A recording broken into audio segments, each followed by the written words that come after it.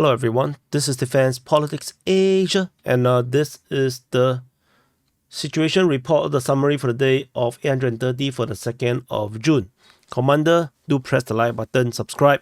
And I saw some comments complaining that it's very boring, I don't put videos and whatnot in.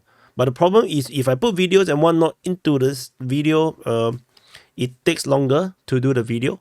Reports will become later. And then the video can get demonetized. Then it defeats the purpose of doing all these videos. So anyway, so we go into the frontline changes report. The past 24 hours is very eventful. A lot of changes in the front line. Most of it is Russian leaning. But there are some that is good news for Ukraine. Only one in the Zaporizhzhia region. So there's frontline changes over at Zaporizhzhia. This is the Kharkiv Front, Siversk-Bakhmut Front, Karlivka, Krasnohorivka, there's a few, Konstantinivka, Volodymyrivka, Staromayoske, Luhivske, and Robotine. So these are the frontline changes. And so as before I continue, do consider watching the situation report, like for real. For those that are watching this clipping of the frontline changes report on the main channel or whatnot, because the real information actually comes in the situation report. The frontline changes only show you the frontline change, but there are a lot of things that's happening outside of the frontline changes. So but of course it's up to you, and of course it's also very dependent on YouTube whether they recommend the video to you. So I understand. Over at Zaporizhzhia, the Russian forces have been geolocated deeper into where the Ukrainians seems to be at. Russian forces geolocated in this area here, further expanding the area of control from our mappings standpoint. And the Russians are also geolocated north of this possible Ukrainian controlled region of Zaporizhzhia on the western part of the settlement.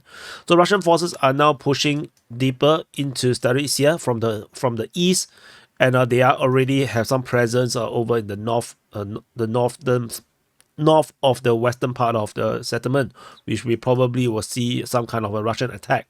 So this again come after a long time after the Russian forces allegedly has captured Zaporizhzhia, according to the Russian Defense Ministry. And it will be funny because Umanske has only been announced to be captured in the past 24 hours by the Russian Defense Ministry's reporting, but we have that information a week before. So that is the why we need to cover all sources, and we also need to make sure that the sources corroborate each other, because the information sometimes is just inaccurate. Like the Russians claim of capture of Zaporizhzhia is proving to be inaccurate, but then there are other places that is clearly captured by the Russian forces. The Russian Defense Ministry did not announce them until much later. So don't be too triggered by this kind of thing. I know that some Russian supporters are very triggered when I say that the Russian Defense Ministry's announcement sometimes is not accurate or is delayed. And it's true. It's all proven to be so. But it's just normal. It's fog of war. The Russian Defense Ministry cannot announce a place to be captured until the units actually reports up to the Defense Ministry to tell them that they have captured the place. So if they didn't announce it, or they didn't report it to the higher ups, how the hell is the Russian Defense Ministry going to know? It can't possibly be that they watch Defense Politics Asia and decide whether they have captured the ground or not. It's just not possible, right? So at Ivaniske, the Ukrainian mapping, Deep State UA has disclaimed this area here. They claim that the Russians have taken over in the firm control around this area. In the Ukrainian mapping, this area here is all gray zone. This is all gray zone to them. But most likely these are all firmly under Russian control, in my opinion. But we will continue to map. But our mapping is a bit different because we have marked Russians have firm control over here. This is purely based on geolocation. Russian forces was previously geolocated over there. So there's no reason for me to believe that the Ukrainians are there unless there is counter evidence to prove that's the case. Over at Karlivka, so this is at the Avdiivka front. The Russian forces have, after taking firm control of Netelove, has expanded their control, attacking towards Karlivka. And this is pretty a natural progression because if you look at the relief mapping, you can see that this entire area here is just river. So this is just a river, and the Russians clearly is going to capture the entire of this peninsula, which I mentioned during the situation report a few days ago, or probably 1 week ago, that this is a natural progression that the Russians are going to do this. So, and this will establish a very firm or easy defendable control region for the Russians. And yeah, and then they will decide whether they want to progress, fight over to Karlivka and then build the defense line along the other river. So this is likely to be the next case of the next advance. So for the Russian forces. So after Karlivka, we have Krasnohorivka. So at the Battle of Krasnohorivka, there's finally some news. Based on the Ukrainian mapping, they claim that the Russians have taken a little bit of a neighborhood around here.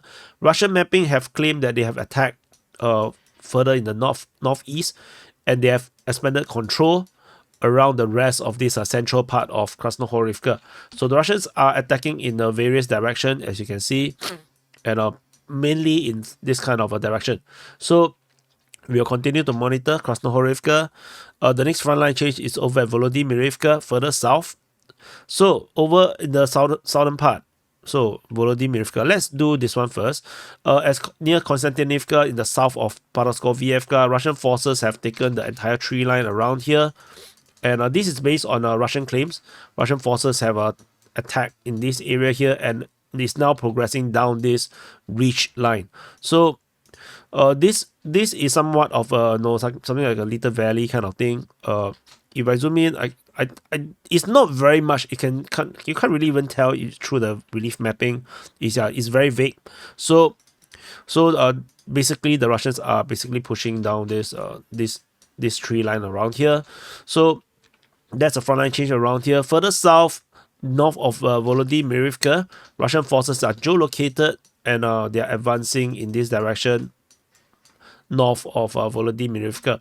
So this is the frontline changes over in the Donetsk Front. There's a frontline change also over at Staromayoske in the Velika Novosilka sector. Russian forces have, based on claims, these Russian claims, that they have taken all of this area here, including the crossing towards Uruzhaine. So there's a river crossing around here, and Russian forces allegedly claims to have taken all of this. So they are now able to move to Uruzhaine or vice versa for the Russian forces in this region here. And after Staromayoske, there is Luhivske. So Luhivske is actually in the Orkhiv sector, where the Robotine-Verbove region is. In this area, there is some clarification of the front line from both sides, actually. So Ukrainian forces is geolocated over here, which means that the Ukrainians have actually advanced in the north of Bahate or Novokarlivka. So Ukrainian forces are moving in this direction, or they had always been there. Because this is a very low intensity area, there's not a lot of fighting around this area. So this is a clear clarification of this area. And the Ukrainian mapping, however, did concede that half of Luhansk is under Russian control. This is the first indication in a long time that Luhansk is under some kind of Russian control, or at least half of it. So we have this new front line being mapped out that looks like this. This is now the new front line. So we will continue to monitor this area here. And there is some frontline change over at Robotine itself as well. Russian forces now geolocated in the forest northeast, or rather on the eastern part of Robotine, which means that Russian forces have now advanced in this direction from the east after the capture of Robotine, and they probably have taken this entrenchment position, this heavy entrenchment position. There was a pre-war, maybe pre-war. So that's all from this area here, and these are the frontline changes report for the past 24 hours. There is a lot of change, a lot of Russian progress. As per usual, on a daily basis, the Russians are continuing to move forward, and you can see that there is heavy frontline changes in multiple sectors, which is I personally attribute it to the Kharkiv diversion. So anyway, we move into the strategic and tactical reporting. And we move. First thing first is the Ukrainians are losing 2 MiG-29 over Ukraine. This time around is also by the air defense. This is reported by the Russian Defense Ministry. As usual, take a pinch of salt regarding this kind of information because we can never corroborate it. Over in the northern front, in the Sumy region, there is a geolocation of Ukrainian using drones attacking Russian forces just off Zvelikovo, and along the highway they hit some Russian troops across the highway. So this is a revenge against the Russians have been continuously attacking Ukrainian positions within the Ukrainian border. So the Ukrainians are hitting back. So very normal. It's just war. We move into the Kharkiv front. Over the Kharkiv front, the battle continues over the Kharkiv front. There is fighting. There is shelling. Okay. Let me do the overall first. Can I zoom in? No, cannot. So there is shelling reported at Brokhody. The Ukrainian forces counterattack at Lipsy towards Klipoke. Russian forces attack at Lipsy as well. Russians attack Nekushne. They are attacking at Zaporizhzhia. Russians are attacking in the area of Gatishev. This is a bit weird. We'll talk about it later. And the Ukrainians are counterattacking at Voschansk. So this is the strategic situation over at the Kharkiv front. And over the Lipsy sector, Russian forces are shelling Brokhody, and they are trying to push the Ukrainians in the Lipsy sector. However, I feel like the initiative is on the Ukrainian side. The Ukrainians are counterattacking over at Klipoke, as well as fighting out of Lipsy. So this is the current situation over in this Lipsy sector. No changes. The fighting is still ongoing. Geolocation of a Lancet attack on the Ukrainian tank just off of Bostrova, and then in the Kushne, there is still fighting being reported here. This is a continuation of the previous report from the previous SITREP. Over at this Zaporizhzhia sector, Russian forces are continuing to make progress within Zaporizhzhia, slow but steady. And there is further geolocation of Russian forces in the north of the western part of Zaporizhzhia, threatening to push in this area here. We still have this massive gray zone between Zaporizhzhia and Avdiivka. So this entire gray zone remains as a gray zone right now. No one knows what is the exact situation over this area here. So we'll have to continue to wait to see when there is this kind of some kind of clarification in terms of this area here.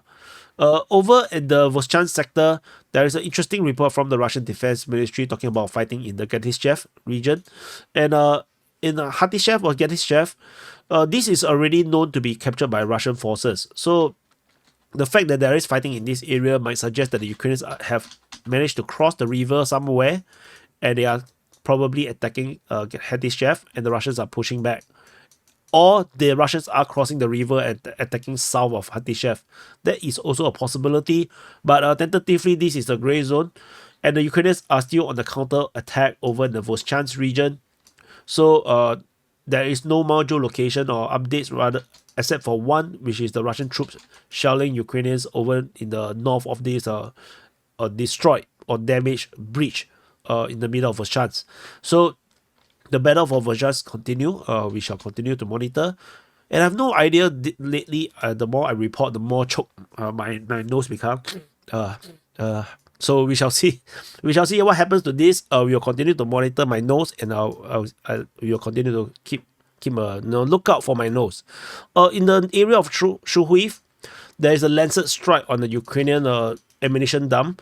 So this is interesting. Why I even mapped it at all was because this is super far away from the border. It's almost 40 kilometers away from the Russian border, and the Lancets are wreaking havoc in the Kharkiv region. They are looking for targets, and the fact that they hit something so far away, shows that they are struggling to find targets, I guess. Because there's no reason to hit something so far away if there's more better targets to hit that will aid the immediate fighting over in the Kharkiv front. So hitting something this far away don't really do much. So we move into the Kupyansk front at in the Oskil's front. The Kupyansk front region, we have fighting reported at Sinkivka. And that's about it from this region here in terms of the fighting being reported. We have multiple geolocation at Stepovo, Novoselivka, in these two, as well as one just in the area of Pischany. These are all Ukrainian forces getting hit. So yeah, the fighting suddenly have died down around in the Kupyansk front. Going into the Svatove front, the entire fighting around this Novoyehorivka region, Makiivka, all is not being reported. The only fighting is being reported is at Stemekivka. So this is probably even just not even fighting. It could be just shelling, because based on the geolocation, we have the Russians attacking Ukrainian forces within Stemekivka, and this could be basically what this report is about. So we move on from the Svatove front. At the Kreminna front, Russian forces are attacking Ukrainians over at Horivka region. Ukrainians counterattack at Dibrova. Information is coming from the Russian Defense Ministry. I just want to note, I forgot to tell you guys, there is no Ukrainian Defense Ministry report.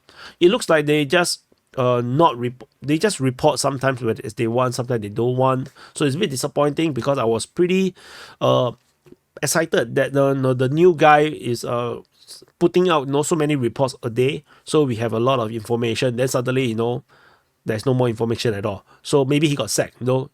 Maybe he's like, why are you feeding the enemy so much information? So yeah, suddenly there's no more reports. So it's, let's wait and see when is the next report. Over the Siversk front, Siversk itself got struck by lancers and some artillery shelling. Artillery and a tank was destroyed in the area of Siversk city. Ukrainians are counter-attacking at Rozdolivka, according to the Russian Defense Ministry. We move down to the Bakhmut front in the northern flank. Russian forces are attacking Zeleniansky, Orikovo, Vasilivka, Kreminna, Novi, Chasivia, and Ivaniske. So the Russians are activating this front, the Bakhmut front, pretty much. Over in this sector, Ukrainians, as I mentioned in the Frontline Changes report, have disclaimed, showing the Russians are taking more firmer control around Ivaniske. And there is no much news in the area of Kreminna and Chasivia. Russian forces allegedly are attacking in this area here, but we have no more news currently. Geolocation of Ukrainian forces by Deep State UA, evacuating injured soldiers around here. Basically, they're saying that Western equipments are so much better than Russian ones, because they can evacuate their personnel. Yeah. So anyway, further south, in the southern flank, there is no fighting in the Klishevka and Drievka region, but the fighting is being reported at Ozeryanivka, according to the Russian Defense Ministry. There is some kind of push in this area. So let's wait and see how this develops. We move into the New York front. At the New York front, there is fighting reported at New York as well as Oleksandropil. This is very normal. Moving into the Avdiivka front. At the Avdiivka front, in the northern flank of the Avdiivka front, Ukrainian forces are on the counter. They are attacking from Novo-Alexandrivka. They are attacking in the Sokil region, Solovyove, as well as Novoporovsky. Russian forces are still pushing towards Yehenivka as well as Novoselivka Persha. So it seems like there is this massive counter-attack by the Ukrainians. The attack from Ocheretine is not being reported anymore. Looks like this area they have failed to do much, so they are now trying from another angle. So we shall wait and see how this develops. Geolocation at Sokil of artillery hitting a Bradley infantry fighting vehicle. Russian forces are also getting stopped by the Ukrainian actions. Moving further south, at Umansky, as I mentioned during the Frontline Changes report, Russian Defense Ministry announced the capture of Umansky. We have already reported the capture since the 24th to 25th of May, so they are around 1 week plus late in terms of their report. So it's a very, very peculiar situation where this one is is like they are very sure then they announce the capture. But then for the situation with Zaporizhzhia, it's totally unconfirmed, but they announced the capture. So yeah, it is what it is. So over in the Netolove region, Russian forces are fighting in this area. They have hit south of Netolove, and they are geolocated just off Karlivka and are basically taking the entire peninsula. So they are now in a very secure position around here, as they are now taken position along the entire river. My guess is that they will continue into Karlivka, because it only makes sense to take all of this and then use the Voschar River as this new front line, defensive front line. So, and I think that they may want to also continue to go north in this area here, and maybe clear out this entrenchment and then use another peninsula and fully protect Netelovy. So that will also make sense to capture Yasnobrodivka. And with this capture, they can actually go into the rear of Nevelsky. So everything makes perfect sense to do that. We move into the Battle of Krasnohorivka. Russian forces continue their Battle of Krasnohorivka, with fighting reported moving in the northeast. They're hitting center and hitting west. So these are combination of reports from Ryber and Deep State UA. The fighting here continues to be very, very hard, very, very slow. The Ukrainians are doing a good job holding back the Russians. So that's about it. If you look at the report, it's super long. Yeah, they talk about a lot of things, but I don't think it's very important. They talk about like street by street. So we just continue to monitor the situation. Moving south, there is geolocation west of Boyeda, with a Ukrainian tank getting hit by FPV drone. So you can see that the Ukrainians are putting a defense line along this front line. And over in the Novo-Mikhailivka region, Russian forces continue their attack of Paraskoviyevka. They are also pushing towards Konstantinivka. And particularly over in the southwestern part of Novo-Mikhailivka, with the Russians continue to make progress in this region here. This is Russian claim. This is not confirmed by the Ukrainian side just yet. And but they are getting very, very, very close from the highway. They are around just 2 kilometers. Around 2 kilometers from the highway between Konstantinivka and Voleda. So it's getting a bit close. So the Russians are getting a bit dangerous in this area here. If they cut the highway, I think it will complicate the Ukrainians' logistic here severely. So further south, we also have a geolocation of the Russian forces attacking in the area of Volodymyrivka. So if you look at the general picture, you can see that the Russians are attacking across the entire front. Basically across the entire front. So a massive big arrow push in this direction in the Donetsk Front. We will continue to see how the Ukrainians will react to this situation. And there's nothing else over the rest of the Donetsk Front until the Velika Novosilka sector. Russian forces continue their fighting in the Staromayorsky and Uruzhaine region. There's a geolocation of airstrike just south of Starozheve. This is probably where the Ukrainians have their forward operating position. So they from Starozheve they actually move south to fight the Russians. Which is why it's starting to attract a lot of airstrikes. At Staromayorsky itself, Ukrainian forces are managing to hold back the Russians at this moment. The Russians have not been able to push the front line. However, they managed to seemingly take the crossing between Uruzhaine and Staromayorsky. So this will aid the Russians' logistic in this area here and help them to have more efficient fighting in this area here. And we move into the Zaporizhzhia front. Getting a bit tired. Maybe I haven't eaten dinner, that's why. So over the Zaporizhzhia front. At the Zaporizhzhia front, the actions but is mostly over the Kayamsky and the Orikhiv sector. So there is some updates in terms of the front line over at Luhiske.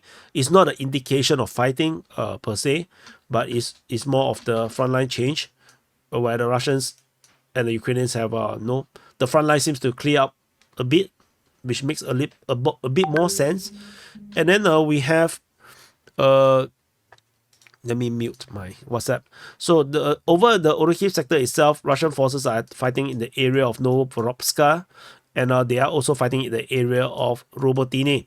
So this is the two areas here that the Russians are pushing. I think the offensive in the Orikhiv sector may speed up. This is just a feeling, particularly with the Russians now geolocated in the Robotine region.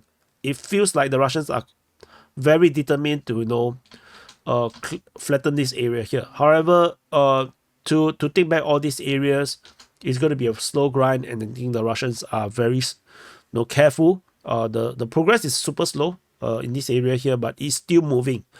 There is fighting reported at Zerebianki, according to the Russian Defense Ministry over in the Kayamsky sector. So that's all from this area, and we move on to the Kherson front. At the Kherson front, there's no fighting reported at Krinky because the Ukrainian Defense Ministry did not make any reports. Russians reported that they shot Antonovka, and there is a geolocation of airstrike over at Novotyahinka. And that's about it from the Kherson front. And this is it, Commander. You're very tired.